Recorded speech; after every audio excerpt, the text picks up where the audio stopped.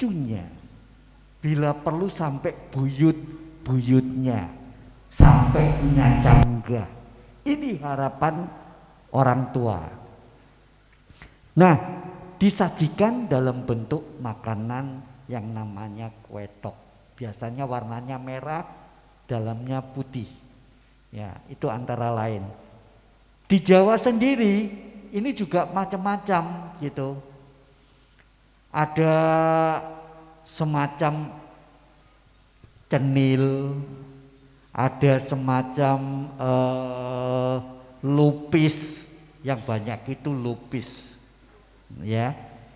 Dan antara lain makanan-makanan yang ada ini bahan bakunya kenapa kok justru terbuat dari ketan, gitu. Selain beras, tetapi rata-rata ketan.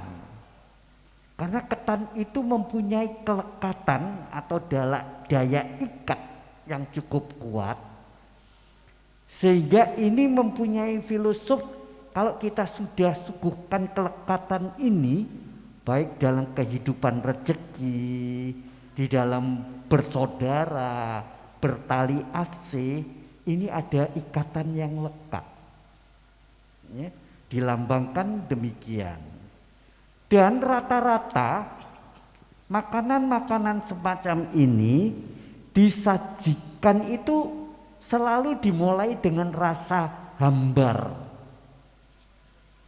baru dalamnya rasanya manis, mengingatkan kita pada sebuah filosof kehidupan, bahwasanya mulailah dengan hambar, mulai dengan hambar, karena Anda akan mendapatkan manisnya. Jangan sampai Anda makan manisnya dulu, di kemudian hari Anda dapat hambarnya, ya. Nah, hal-hal semacam ini, kandungan-kandungan itu ada pada jajanan pasar. Jajanan pasar itu juga ada beberapa macam, ya.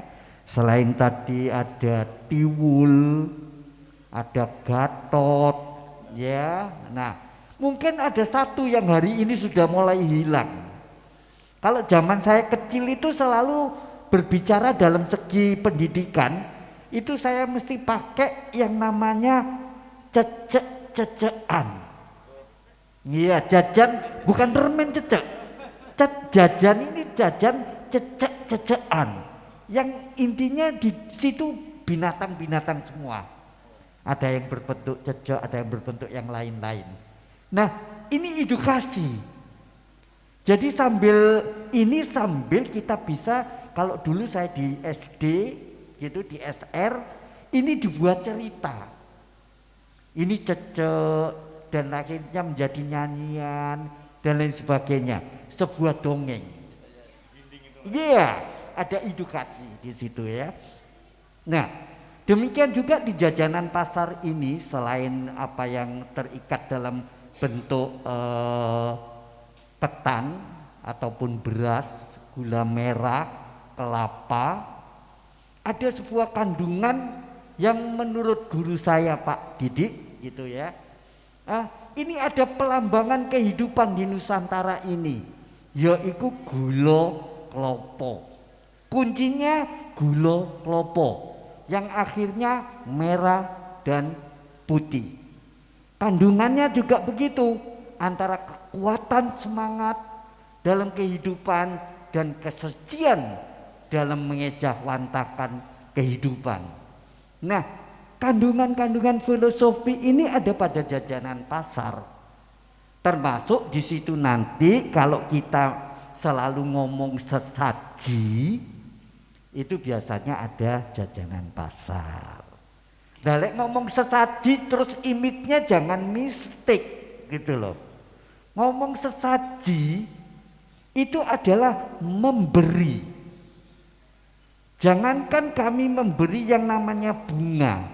Kalau saya ke warung, Bu, kopi setunggal, maka dia berikan kepada saya, menyajikan kepada saya segelas kopi atau secangkir kopi. Jadi sesaji itu asal sebuah laku kerja menyuguhkan. Demikian juga di jajanan pasar, ini ada sesuatu yang ditimbulkan untuk kemauannya apa. Misalnya untuk ini hari kelahiran begitu ya. Ini ada iwel-iwel.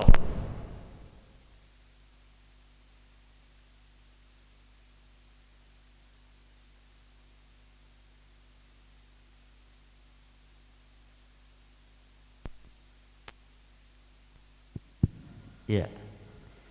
Iwel-iwel. Nyun sewu yang sudah keluarga, maaf karena iwel-iwel keturunannya akeh. Ya, iwel-iwel.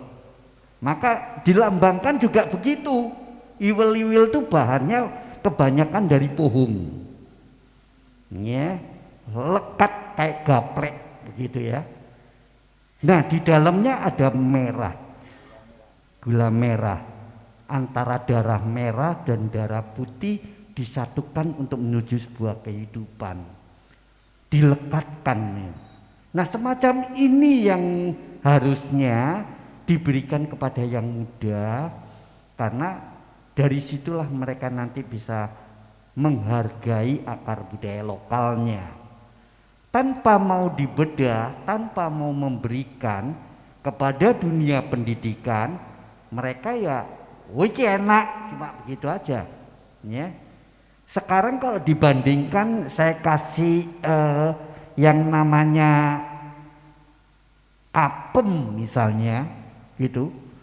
Apem misalnya, kalau itu saya berikan kepada anak muda dengan mungkin di sini ada burger satu gitu, mereka nggak akan pilih apemnya, pilih burgernya. Padahal ini kandungannya berbeda. Ini pun kandungannya berbeda. Ada makna bahasa filosof. Semacam itu, banyak sekali. Terus klepon. Kalau satu perguruan itu ada yang mempergunakan klepon. Di mana jatuh wetonnya dia harus puasa. Misalnya jatuh wetonnya itu 7, dia harus melakukan 7 klepon, menyelesaikan puasanya. Nah, ada juga filosof bahwa klepon itu menghormati dulur papat limo pancer. Maka selalu bentuknya itu kayak takir yang tengahnya itu moncol, kerucut. Nah, kerucut ini mengisyaratkan vertikal, ya, vertikal, piramid, ya, karena di dalam kegiatan piramid ini kita harus buktikan di dalam kekosongan ada kekuatan. Demikian juga kleponnya itu sendiri. Begitu rasanya hambar kena kletus mak cerut kaget. Manisnya itu. Nah kelapanya sendiri itu membuat gurih. Tak luput katanya Pak Didi, gula klopo, merah putih, semangat dan kesucian. Ini filosof-filosof yang sangat kental di negeri ini, bukan sekedar asal membuat gitu loh. Lepet, diikat, dicancang dengan kulitnya itu janur, dalamnya ketan, masih ada kacang-kacang kayak kacang tulu merah-merah begitu ya. Nah ini loh disuguhkan, diikat sing rapet. Apa yang diikat?